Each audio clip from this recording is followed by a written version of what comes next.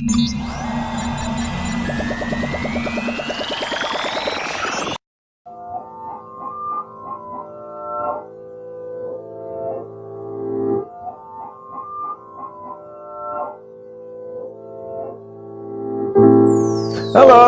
welcome to the Halcyon podcast with me, your host, Lorne Risley, as always. Thank you very much for listening. Thanks very much for tuning in. Welcome to an edition of the podcast that I wasn't sure I was going to make, mainly because I've kicked up a bit of a stink recently with the people in my world about not really wanting to do any more YouTube videos. And yet here I find myself with nothing better to do. So, I got a YouTube channel, I got a mic, I got a time, so fuck it, let's just do this. Let's just talk, shoot the breeze, sit yourself down, make yourself comfortable, get yourself a drink, strap yourself in, and let's talk about some stuff. Not a very busy couple of weeks for me. A couple of things going on in my world that I don't care to elaborate on at the moment, but I will probably in the next week or two. But I will say it's been stressful as fuck. For anyone in the Twitter sphere, YouTube sphere, social media sphere, who's going through some trials and tribulations at the moment in terms of work-life balance, I am feeling you there. God damn, if I have to do any more of these 12-hour days where I set off in the morning at 6, don't get home until 7:30, honestly, it's too much. It's too much. It doesn't leave you a lot of time for the important things in life. And that's critical, people. If you are gonna be pursuing something, make sure it's something you want to pursue. Unlike me and my dumb ass who's pursuing all my time in something I could not give the faintest toss about.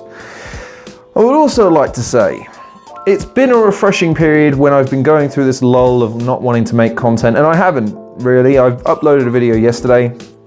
I believe I have, at last count, maybe 15 videos that I've not uploaded, that I've made, that I just haven't uploaded for whatever reason, that will be going up at some stage. So it's nice to kind of get back on the microphone. It's nice to kind of get back into the swing of things. The question again has been posed a lot from people in my world who've very recently, for whatever reason, come across my show and haven't watched it or seen it before, even knew I did YouTube, even though I admit it plainly every time someone asks me if I do it or not. What's it about? What do you do? And for people that have tuned in, specifically I know 3 or 4 people that I know listen to me on a fairly consistent basis and have been with me through thick and thin, and who I will be there through thick and thin for as well. You know, they understand that I'm wildly unfocused when it comes to my content, and it will probably always be the case, which is why it's very difficult for me to lay down a schedule, lay down something that I think is going to be successful, because I never really see it through to the end. That's why it's important for people to recognize and understand that, this is my toy. I play with it when I kind of want to play with it. It is really supposed to be for the audience, but call me a contrarian. On this edition though, let's talk about a couple of things. Let's get the sports elements out of the way first. A guy called Cyril who runs Defunct Games. He's a proponent of me not talking about sports because he doesn't follow them. It's football, not soccer. I will reiterate this. It's fine, but it's still, I don't come over there and call it American touch the ball for 5 seconds with your foot, the rest of the time with your hands ball.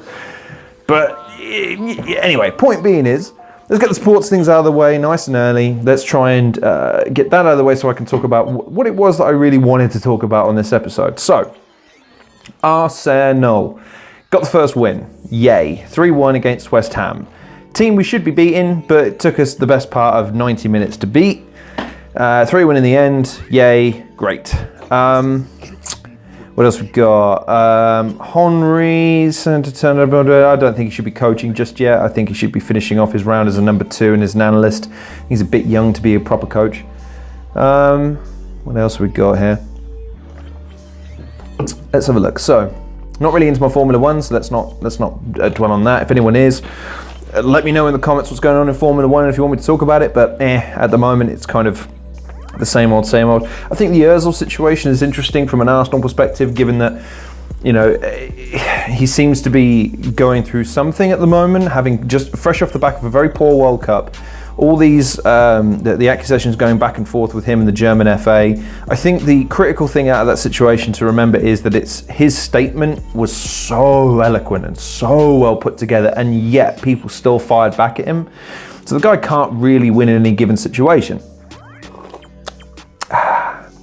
Nothing quite like drinking a cider on a bank holiday. It's fucking, so nice, just so fresh and fruity. Anyway, coming back to the point.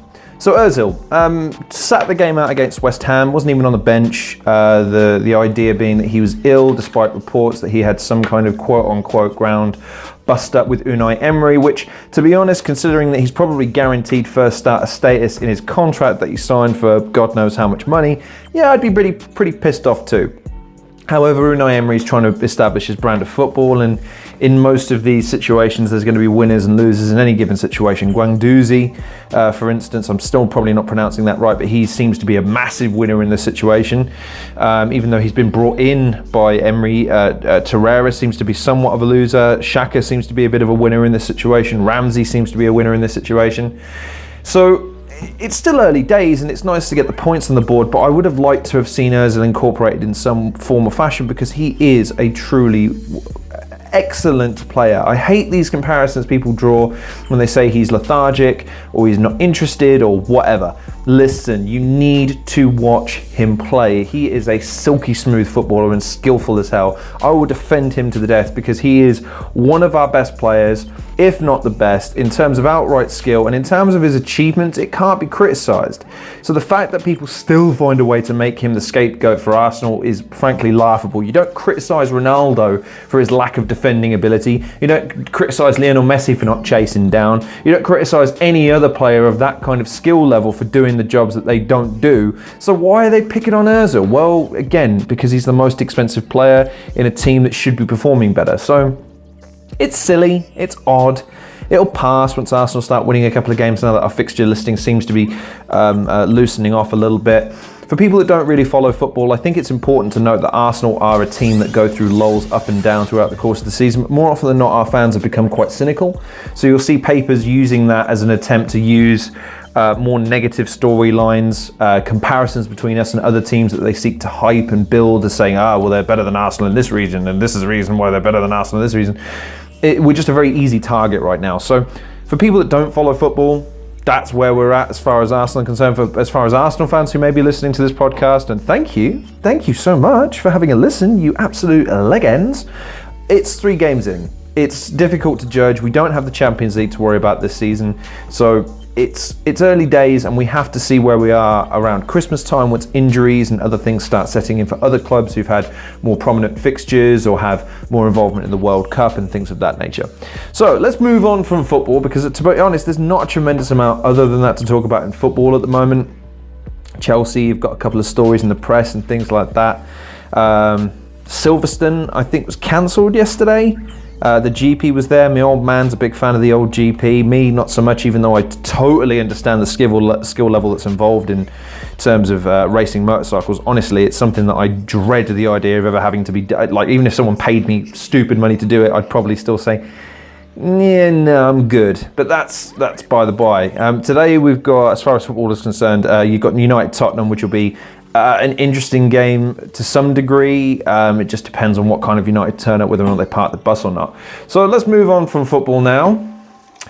UFC, Khabib Nurmagomedov is only, I don't know, maybe 6-7 weeks away, not very long away at all. So the hype train around that has got to start picking up at some point, because I've got to be honest, I haven't seen many people talking about it at all. It's ridiculous, to be perfectly honest with you. I think most people would be raring to talk about a McGregor-Khabib fight. It's one of those UFC dream matches that people have been sort of pandering for, in terms of, wow, this is a fight that really everyone needs to see. It's up there with, and more to the point, not only for star power in McGregor, but in terms of skill level, because McGregor in the UFC is still fairly prominent in terms of his record, albeit his last couple of results, you know, they vary. You know, the Nate Diaz loss and then the win, which was questionable at best. It's one of those situations where you think people will be talking about it more, and yet there seems to be a subdued nature around the UFC at the moment. I think a lot to do with that is the deals that they've struck with their respective networks versus the WWE having come off with more money for, I think many people would argue, is a subpar product versus the UFC. But the problem is the UFC have made a rod for their own backs because of how many pay-per-views they put on and how many events they put on. They're just constantly churning out content, and they're not protecting their stars because that's not the way the UFC works. So they churn through people. I mean, I've tried my hardest to get into the UFC over the last couple of weeks and months, more prominently since the beginning of the year. And I'm now reasonably fluent in UFC speak. I'm reasonably familiar with many of the big players of the UFC. The problem is that even having had decent exposure to it and having seen some of the matchups and having seen some of the results and followed the talk around it, I'm still very unfamiliar with 90% of the roster. I mean, I think they have 500 odd fighters on contract with the UFC, which is a lot. But to be honest, like I say, you got the Premier League. Each of those teams has a 25-man squad. There's 20 in the league, so there's at least 500 players, and I venture to say I could name half of them. If you gave me each team, I could name you a good portion of the players. And I've not been following each team but particularly well, so that goes to some way of explaining why it's worrying for the UFC, why so many of their fighters are ambiguous in nature versus the Premier League, I should say, who have players that come in and out, yes, for admittedly large sums of money, where some of their prominence comes into play, but at the same time they just seem to attain a level of notoriety that UFC fighters really struggle to do in a sport that you would think reputation would precede a bit more than in football. But I digress slightly. The McGregor-Khabib fight, I'm really looking forward to. Are you looking forward to it? I hope you are, because I am. I think it's going to be an interesting tale of two, but I think deep down we all know the foregone conclusion to this is a bit like the Mayweather situation, i.e. you can hope for McGregor to land that knockout punch, but I think ultimately it has to be known that Khabib is going to maul the hell out of him. He's huge for his weight class. He's vast for his weight class. And which is why it's not surprising that he struggled to make it down to weight before he hired a proper nutritionalist. And his style and his work rate are just a cut above what anything McGregor has faced. So if I was a betting man, which I'm not, but if I was, my money would be on very much on Khabib at this point. I don't think there's any disputing that fact. McGregor is giving the punches chance by his left hand and his ability to drop, and it's interesting to think about and debate. But come October, I believe the fight is scheduled for. It's a bad move because it's a big money fight. Don't get me wrong, but I think that the majority of the world don't really know who Khabib Nurmagomedov is, even though the UFC world is very, very aware of him. The world knows who Conor McGregor is, and he's going to be made to look foolish in this fight. I've got no real reservations about saying that at this point. I've not seen anything from McGregor to make me think any different in terms of the skill level between the two fighters. I think they may have just peaked a little bit too soon on this one. I love the fight, don't get me wrong. I love the fact that we're getting the fight. I'm looking forward to it. But I think Khabib needed another name or two first. He needed to be built just that little bit more. Just that little bit more. It's a shame, really, but hopefully this won't be a situation like Canelo Alvarez or Gennady Golovkin, both of whom, again, are in similar situations. Undoubtedly excellent fighters, undoubtedly, skilled, powerful, strong, have a tremendous amount of value to them, but not known to the wider audience, and therefore are not draws, which means that once they do beat up everyone, it renders the division kind of defunct because no one cares. They know that they've got someone that wins all the time, but that they don't care to watch. So, we'll see how that plays out. I think the unique take on this one, though, is this. I would think Khabib Nurmagomedov is the wrong type of champion for UFC at this juncture in their history, because there's, don't get me wrong, there's legitimacy oozing out of every aspect of his fight game, but they need marketable fighters. He's not a particularly handsome fella. I'm sorry, I hope he never hears this and decides to correct me on this observation. His English isn't particularly good for a predominantly Western audience. And I think that his hat is an odd gimmick to have. It's I don't see it catching on as far as like I don't know, something that everyone then goes out and buys and makes their kids go out and buy. It's just he's the wrong type of champion for them right now, and I don't see them having anyone. The comparison I would make is with Klitschko. Klitschko was the wrong champion for boxing at that period because unfortunately there was no one really that brash, that formidable to counteract his statesman-likeness. He was a chess player, he was a noted intellectual, he had every aspect of the fight game down, he was respectful, and he had a very effective, albeit uninspired style with no one to challenge him. And then you get Tyson Fury, and suddenly and I would argue that the heavyweight division is the hottest in boxing right now. I don't know anyone that would necessarily disagree with me on that, which is where it should be. The heavyweight division in boxing should always be the hottest because it's the most prized. Heavyweight boxing should be the pinnacle of boxing as a sport, not necessarily of combat sports. I take that point that the heavyweight division of the UFC should be the pinnacle. And at this moment in time, might be if Jones is allowed back and then competes for the title, which he really shouldn't be allowed to do. But again, in this age of, look, we got to make some money, guys. And if people want it, and if for instance, let's say Cormier's still champion when he decides to come back, who isn't going to watch that fight? So as far as Khabib Nurmagomedov goes, I worry for the division if he wins, unless of course they've got other opponents lined up afterwards, like Tony Ferguson, for instance. That would be a really, really good fight. There's a couple of other names who you could rattle off, I suppose, but the problem with those is that they would remain within the echo chamber of the UFC, and I don't know if that they would have wider appeal. They're oddly enough, they're encountering the same kind of issue that boxing is and has fought for many years now, of being very prominent within their own echo chambers, but struggling very hard to make it into the wider audience. It's telling, for instance, and I'm begrudging having to talk about this fucking story, but fuck it, let's just go in. It's YouTube, so fuck it, let's just go in. The KSI, Logan Paul, and his younger brother versus Jake Paul, or whatever, the other way around, I don't care. The fact that that's now being touted as quote unquote the biggest fight of the year. The biggest fight of the year. I'm gonna say that again. The biggest fight of the year. Bitch, please. I haven't seen the fights. I have no interest in seeing the fights. I saw the original fight KSI had. I watched it because out of benign curiosity, you gotta see if they've actually put in the effort to train. And honestly, and I'm no boxing aficionado, I've seen enough fights to know exactly what I'm looking at, broadly speaking. That was a terrible fight. Awful fight. Terrible energy management. No one really hurting anyone else. No exhibition of actual skill. Poor tactics. A lackluster display on both parts. And it was one of those situations where you are left with not one winner or two winners, but two losers.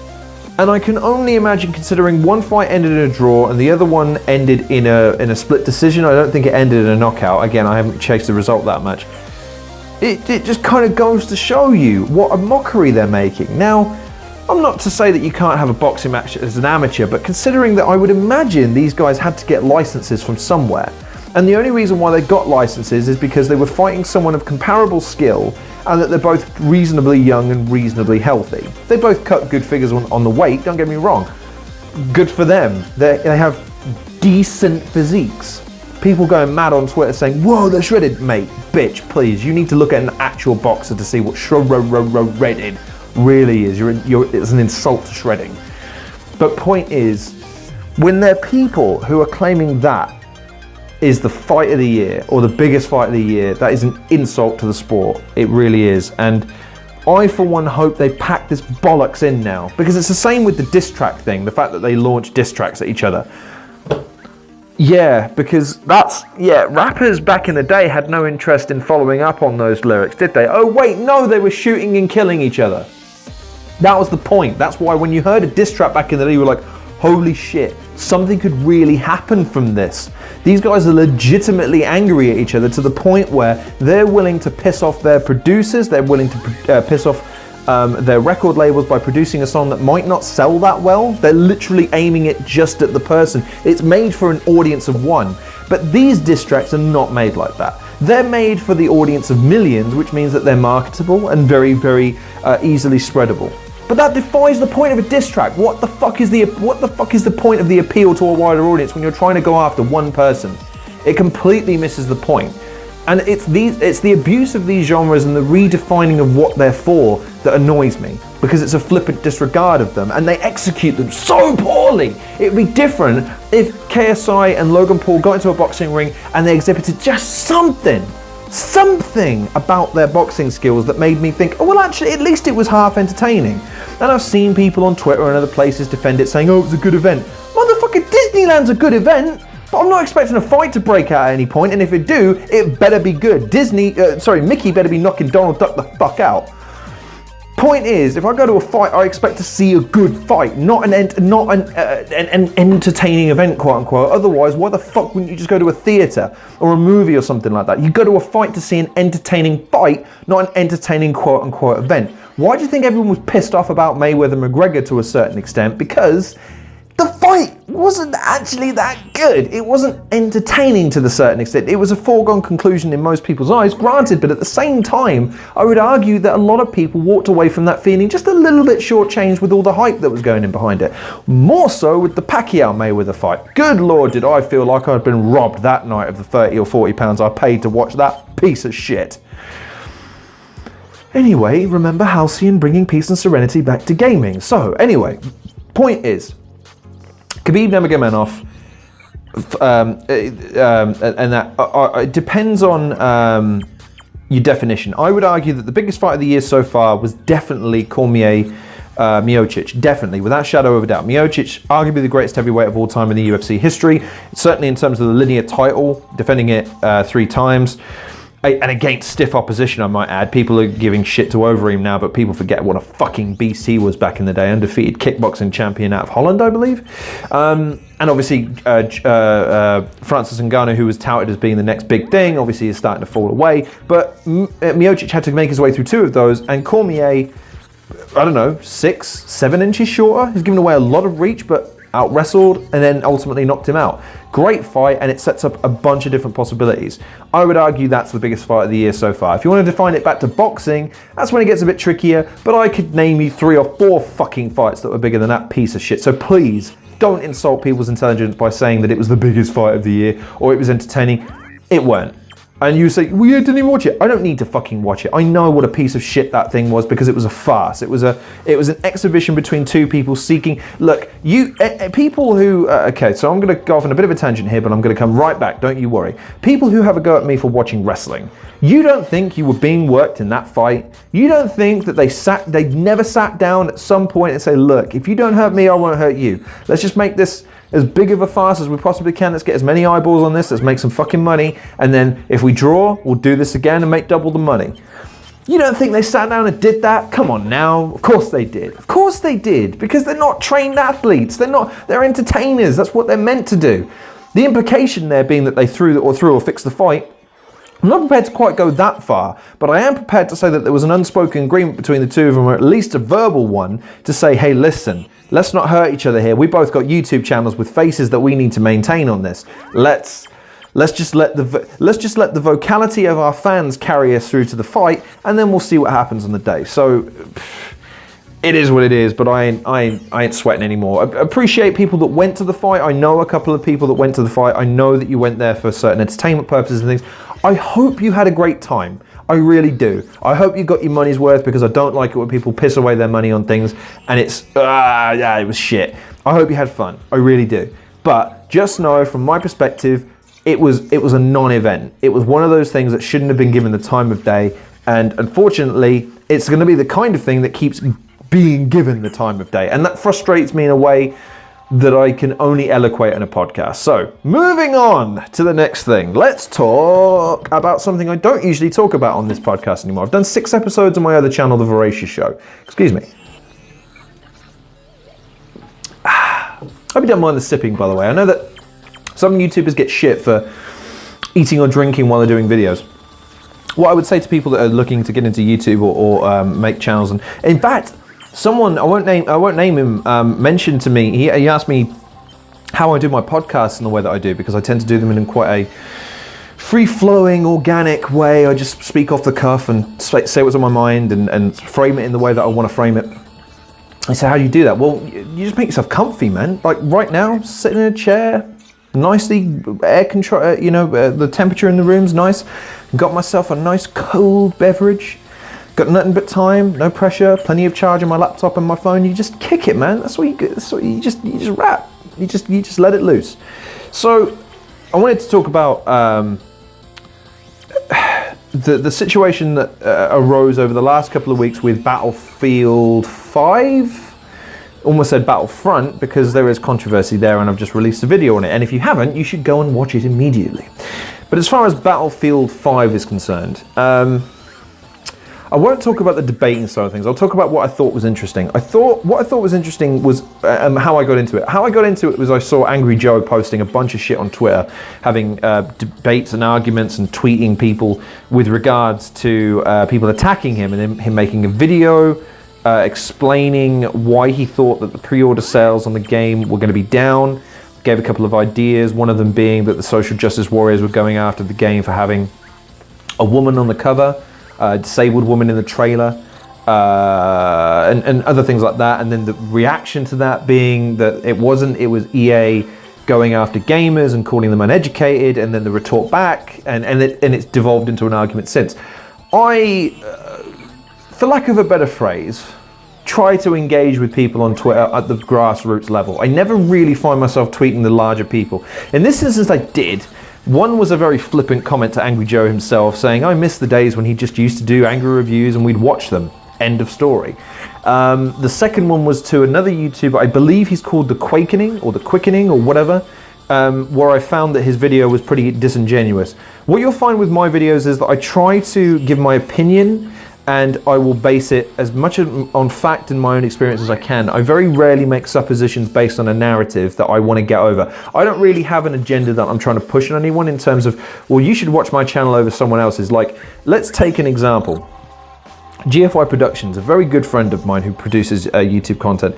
I would never use him as a stepping stone for something else because he's got a somewhat slightly smaller channel than mine, and that's debatable because we're both at the same kind of numbers, producing the same kinds of levels of content. In fact, I would argue his is better presented than mine because he has a setup that looks unique to him, and I really dig it. But let's come back to the example.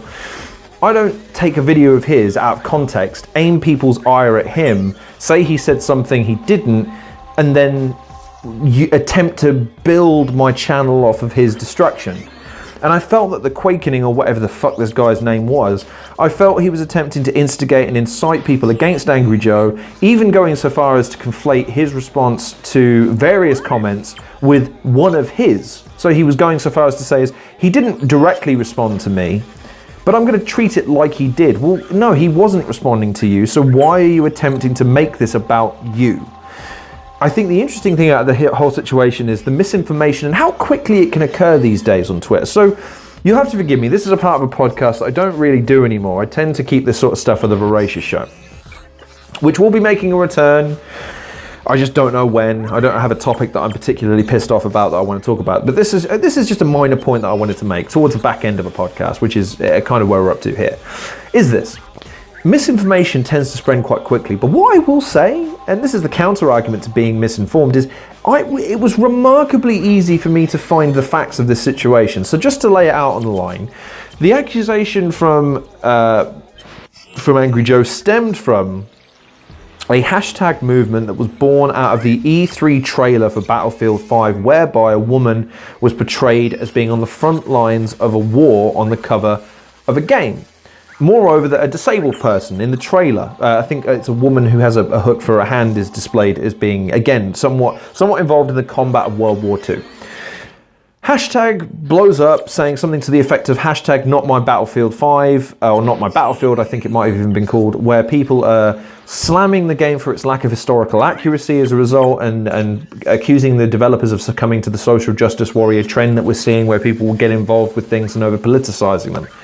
Now, what I think is interesting is at that those are indistinguishable facts that you can track. That it's very easy to find the timeline on this.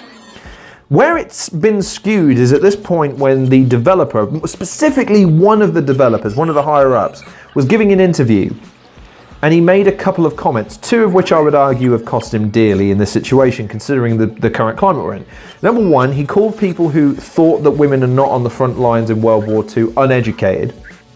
And secondly, he made a disparaging comment, or at least perceived to be a disparaging comment by people, he going so far as to say, if you don't like it, don't buy the game. So people blew up at this. And at that point, the narrative ceased to be about the historical accuracy, but it became then about the perception that EA was talking down to its audience. And it was effectively goading them not to buy the game, especially considering the controversy surrounding Battlefront 2 last year.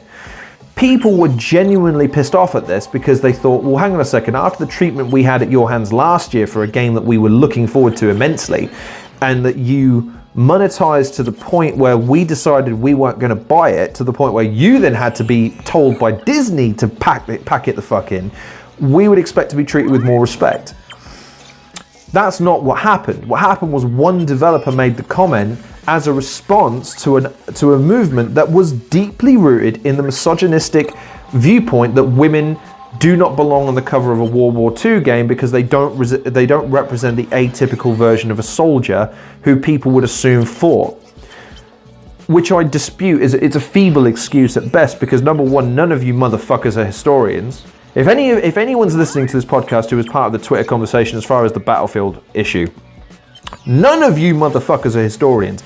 And I'll tell you why I know none of you motherfuckers are historians. And I'll push on this because it's my podcast and I can say whatever the fuck I like, however I like. This is the time where I don't have a nuanced side of things. On Twitter, I tend to be more nuanced. I try to ask questions. I try to not confront arguments. I just try to get involved in them. But anyway, this is how I know none of you motherfuckers are historians.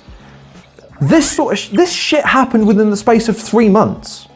3 months, that's not a long time in terms of history, and you've managed to misconstrue the facts to the point where you've sown a narrative of the developers calling you guys stupid, when that's not what happened. So you mean to tell me in that time, 3 months, given what you've just exhibited in terms of your ability to recall facts that are easily Googleable, and that's a word, don't Google me on it, you mean to tell me you can recount and pontificate on events that happened 70 years ago, 60 years ago, 50 years ago?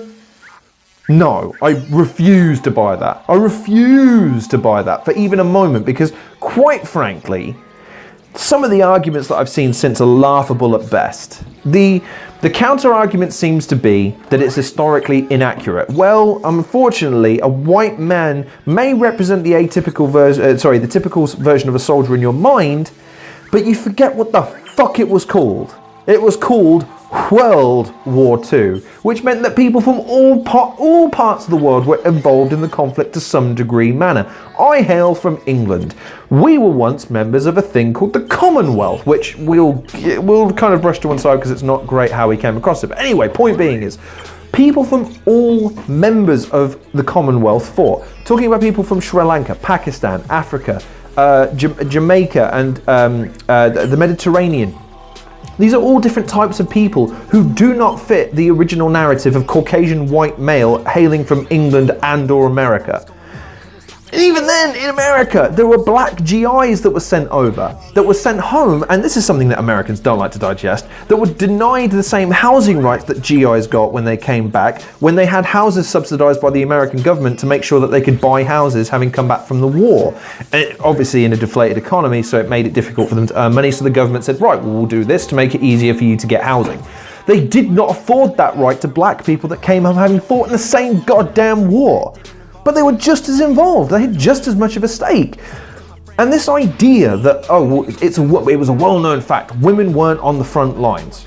They were not on the front lines. They were not involved in combat. They were nurses. They were part of medical staff. They had other roles within the war effort.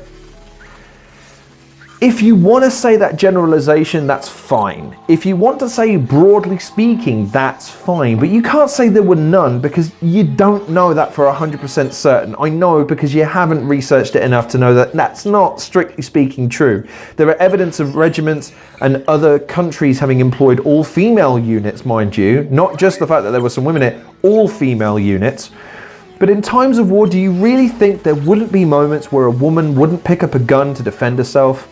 if they're in the trenches and they're being overwhelmed by German forces or vice versa, that a woman wouldn't seek to defend herself? Are you fucking mad? Do you not understand that the human sense of self-preservation is not gender specific?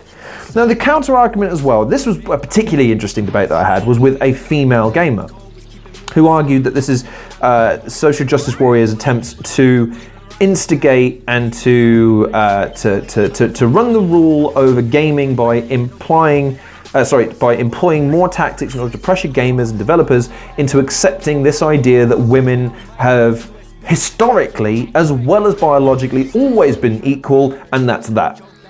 I would argue in this situation, and this is because I expect this to be thrown in my face at some point, having argued against the expulsion of Scarlett Johansson in favor of someone who is transgender for a transgendered role recently, I would argue in this case, it's perfectly fine for the developers to include a woman on the cover, and I'll tell you why. It's because it was the choice of the developers making a creative decision on a fucking game. One of my friends who I had a conversation with this hit the nail on the goddamn head. It's a fucking game. At no point does a game ever promise 100% historical accuracy. They promise an entertaining experience. Does the fact that the main character on the front of the game cover is a woman? Well, it depends. Is the game good or not? If it isn't, then you have to make the argument that it was based on a narrative spun from the perspective of a woman that made it bad. And at this point, given the game is not even out, you can't make that comparison. You can't make that criticism because you don't know. So I think what's interesting about this situation is that this all seems to stem from one very specific moment that we now disagree on, but when you look through with the benefit of hindsight, it can't be argued that it has to be seen through the prism of misogynistic tendencies fighting against the overly vocal liberal element that seems to be taking over things like Twitter and YouTube. Because the liberal side of things is now getting stronger and stronger, but in doing so they're starting to become louder and louder and more vicious without really needing to be. This is what I find fascinating about the debate between two sides, because in debating this particular topic, I was going after someone who had a particularly crass comment on Twitter that I just picked out because no likes, no retweets. So I thought, well, this is a guy who's not had much exposure, so he's just made this comment flippantly. So I want to know why he's made it. It was something like, fuck Battlefield, fuck the inaccuracy, or something to that effect. I forget exactly what it was. And I was attempting to try and corner his arguments to a degree, and we were having a conversation. Suddenly, a gentleman from, I would imagine, a liberal perspective jumps in and bombards this poor bastard with evidence. Now, this is the problem. He's right. He's not wrong in the assessment that he makes on the guy's statement. He was wrong in saying that women were not on the front lines when he supplied plenty of pictures, and he was saying, look, that's not a Caucasian white male, that was, it's not atypical of the situation, but blah, blah, blah, blah, blah. But the problem is that then alienated the guy. The guy then regressed and retracted, blocked him. Still had somewhat of a Twitter conversation with me. I tweeted him maybe once or twice afterwards, but then never heard back. And you go, well, and then I messaged this guy afterwards and I say, look, with all due respect, do you not maybe see that you were being overly aggressive and blunt for no reason? What was the point in addressing this one person? Because unfortunately, the way I see it is you bullied him. And this is a guy who's a disabled rights activist. So the fact that he's in a position to bully anyone, you could argue is progress, I guess. But I would say, look, now that you're on the level to have this conversation, at least without being ridiculed for being disabled, which would have been the case in the past, or dismissed because you were disabled. And this guy is even making an argument that the woman being disabled disqualifies her from being in the front lines because she wouldn't have been able to fight. And you go, well, no, that's not true. Anyway, point being is, you're now shouting him down. He's now more entrenched than ever in his beliefs because you attacked him.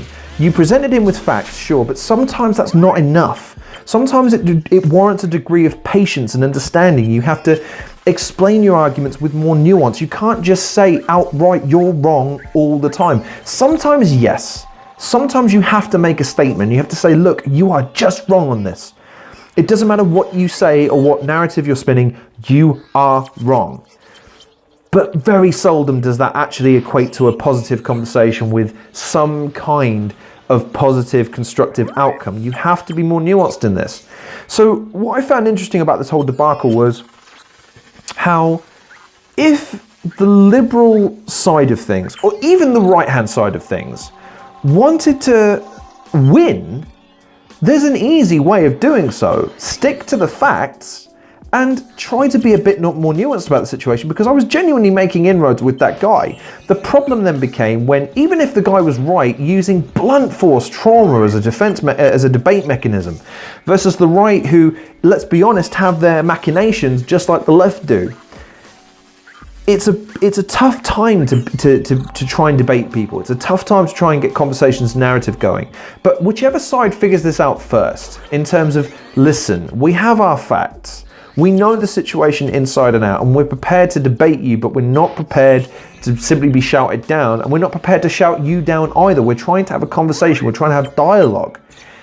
Until both sides realize that, this situation threatens to digress even more, because facts are becoming more and more irrelevant. In this situation, like I said, I had no knowledge of the whole situation prior to 2 days after seeing this video, and within 2 days, I was probably more educated than most of the people that I was talking to on Twitter. And people can take that sentence out of context saying, oh, so you're saying you're smarter than this. No, that's not what I said. And when you look back at the original quotations from the one EA developer, not EA as a company, you can't lump them all in together. It was one guy who left probably a couple of weeks later, having given his resignation.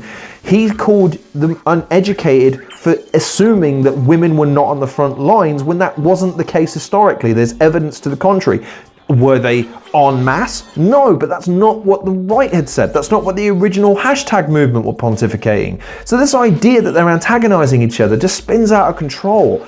You have to listen to the other side sometimes in order to win. You have to. You have to understand the argument from the other person's perspective, because then you can know they're wrong, show them they're wrong, not tell them they're wrong. So in summation of this podcast, number one, here's some points to take away. Number one, I'm back, baby. Number two, if you've not listened to my show or watched my show, please don't ask me what it's about. Just watch the damn thing, or don't watch the damn thing. I've no interest in... I put a lot of time and effort into making sure that my shows are reasonably self-explanatory. So the fact that I have to answer your fucking question tells me, if nothing else, you're not paying attention to what the fuck you're watching, in which case I don't want your viewership in the first place. So please, move on.